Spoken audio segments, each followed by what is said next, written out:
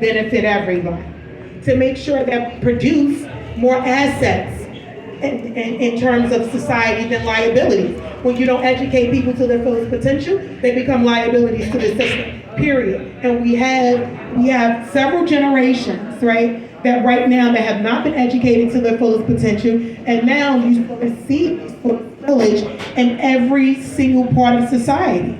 And now business owners are looking around and they're saying, wait a minute, what's going on? You don't have that equilibrium that you had before. Poverty is too expensive. It is irresponsible to leave too many people behind. So as when I was running for mayor, I talked about introducing artificial intelligence and machine learning into the K through 12 curriculum. You have the private sector that is utilizing technology with precision, but the government is sort of so far behind that our citizens are now sort of lacking the basic needs because the government is not able to provide. And that's what the government is here for. We pay taxes so the government can provide services. And when we have an inept government, then the business community needs to understand that affects your business environment. It won't be business as usual if you keep investing in the same politicians that just don't understand sort of what they should be focused on in terms of making sure the citizens have their basic needs met. And we're in this moment right now. We're in New York City and the United States. We have residents and citizens that don't have their basic needs met. And that is an issue. Absolutely. There's a huge, huge problem with people not getting their basic needs met, and yet a lot of people who are well off already hoarding and taking on so many resources that could be better distributed. And that's something that the Comptroller's office definitely has a unique impact on. So, Virgilia, this might be a controversial question. Can I ask you a controversial question? Okay. So, as you mentioned, Conda County is a progressive. And a lot of progressives are very, what's the word, averse to big corporations and to sort of, there's a tension between business and what's good for the people, because the interest of businesses tends to be against what's good for the worker, the employee, the everyday person who wants to make sure that the taxes are well distributed and things like that. So, you are somebody who's a business owner.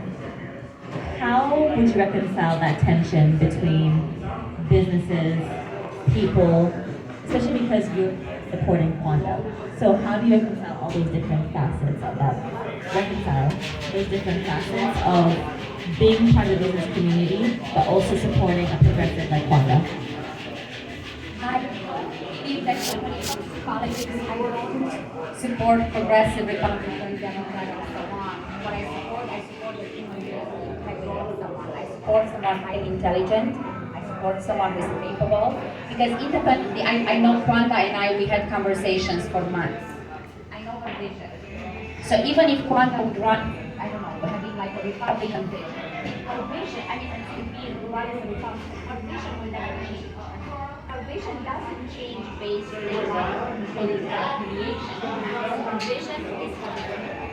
And I think that's how I would balance it. I think we focus too much these days about what, the party is running, who's winning. At the end of the day, if the person who is in a position of power doesn't have the ability, the skill set, the intelligence, the ability to execute, and to also factor in the power of masses and integrating the masses into their vision, which most of the times politicians don't do.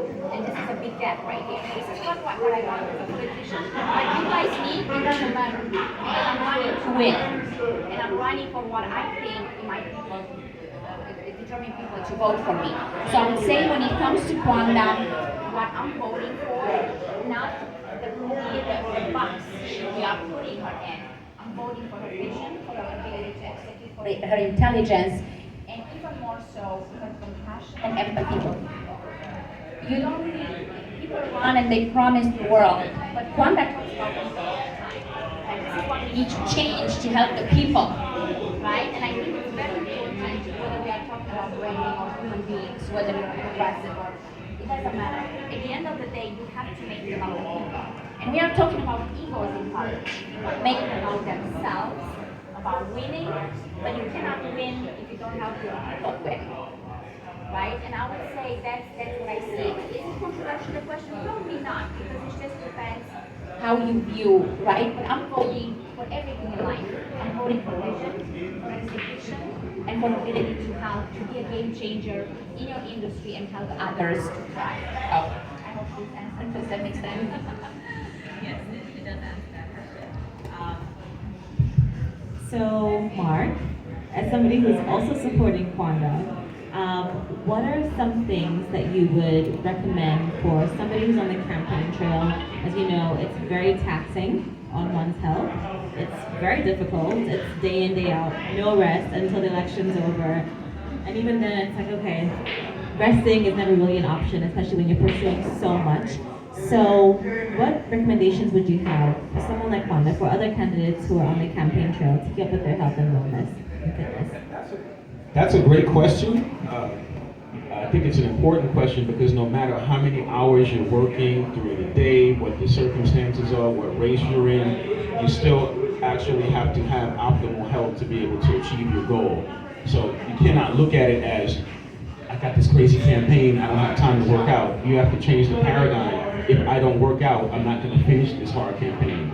So that's the mental shift what I was talking about in the previous question. We have to start adapting to like, hey, I need the longevity from health and fitness that gives me, and I also need the energy it gives me every day. And I also need the physical appearance. I need Quanda to be able to walk into a room and take charge because her posture is right, and I need her to have that confidence because she paid herself first by taking care of her body, so she's not resentful and expending that energy. And that's how other people need to look at it as well. Absolutely.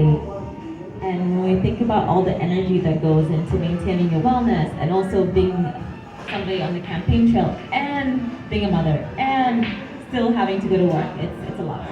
So definitely have empathy for that. Okay, Quanda. Climate change is a huge topic of contention. Now, what does climate change have to do with the Comptroller's office? Well, a lot of what the Comptroller does is figuring out where to invest the pension fund. Fossil fuels is a huge topic of contention. Also investing in pension fund and corporations that have interest in continuing fracking or different kinds of pursuits that are harmful to the climate is also a huge topic of contention. How would you navigate that as a Comptroller? Wow, that's a great question. So I think impact investing is great, right? A great way to sort of decide which companies we're going to look at and look at their practices and how focused they are in terms of sustainability, and decide, based on their sustainability rating, how much we should, as a pension fund, invest. But again, to take it a step further, when we talk about audits, legacy systems, wasteful spending, right, affect the climate. When we don't sort of look at things like an agency, how much paper are you using? Like all of these different things, when you sort of like look at, how an agency is utilizing taxpayer funds, we need to be intentional with our audits. And in audits, when we talk about spending, right, would also include, again, having contracts with companies that are irresponsible in terms of just sustainability. Should stop. Okay? We need to look at all of these different nuances and decide what's the best path forward. So one way, again, is deciding, what companies to invest in, but again, also deciding what companies to, approve contracts for, because most of the contracts through state government come through the New York State Comptroller's office. And so this is a very powerful office, and I always talk about that, the fact that, we can't talk about wealth justice and climate change without sort of looking at the state's chief fiscal officer, the Comptroller's office, and saying, okay, even if we have all of these different processes that we would like to implement, who's ensuring that it's done? Okay? Who's ensuring that, again, that these agencies are not wasteful? Who's ensuring that instead of an employee printing out